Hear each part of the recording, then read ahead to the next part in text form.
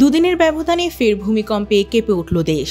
রাজধানী ঢাকা সহ দেশের বিভিন্ন স্থানে এই ভূমিকম্প অনুভূত হয়। বৃহস্পতিবার সকাল ৬:১৪ রিক্টার স্কেলে ৪.১ মাত্রার এই কম্পনের উৎপত্তি স্থল ছিল নরসিংদীর শিবপুর। গত ২১ নভেম্বর ভয়াবহ ভূমিকম্পের পর এটি সপ্তমবার হিসেবে গণনা করা হচ্ছে, যার মধ্যে প্রায় ৬টির উৎপত্তি স্থলই ছিল নরসিংদীতে।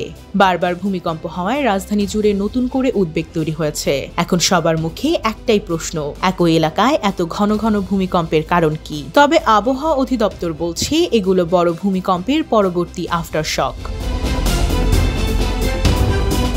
অধিদপ্তরে ভূমিকম্প পর্যবেক্ষণ কেন্দ্রের ভারপ্রাপ্ত কর্মকর্তা রুবায়েত কবির জানান, সম্প্রতি দেশে যে বড় ভূমিকম্পটি হয়েছে তারপর স্বাভাবিকভাবে ছোট ছোট ভূমিকম্প হচ্ছে। এখন পর্যন্ত আমরা এগুলোকে আফটারশক হিসেবেই দেখছি। দৃঢ় বন্ধনের আস্থায় শক্তিশালী স্টিলের আরেকটি নাম জেডএসআরএম।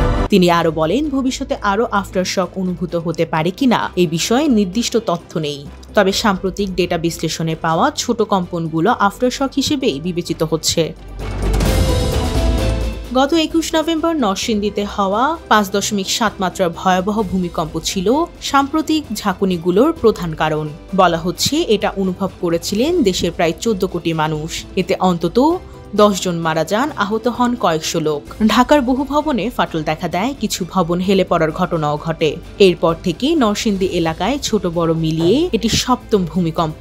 এর মধ্যে ৬টির উৎসই নরসিংদী।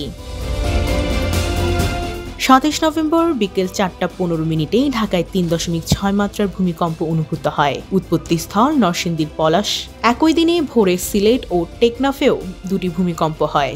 ১ ডিসেম্বর দিবাগত রাত ১২:৫৫ ঢাকা, সিলেট, কক্সবাজার ও চট্টগ্রামে ভূমিকম্প অনুভূত হয়। ইউএসজিএস জানায় এর উৎপত্তিস্থল ছিল মিয়ানমারের মিনজিন এলাকায়। গভীরতা ১০৬.৮ কিলোমিটার, মাত্রা ৪.৯। ২ ডিসেম্বর সকাল ৭:৫৬ বঙ্গোপসাগরে ৪.২ মাত্রার আরেকটি ভূমিকম্প অনুভূত হয়।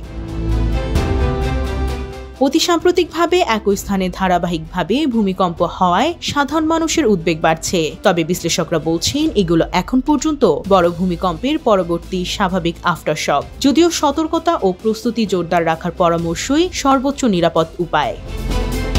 ডেস্ক রিপোর্ট, জয় দিন।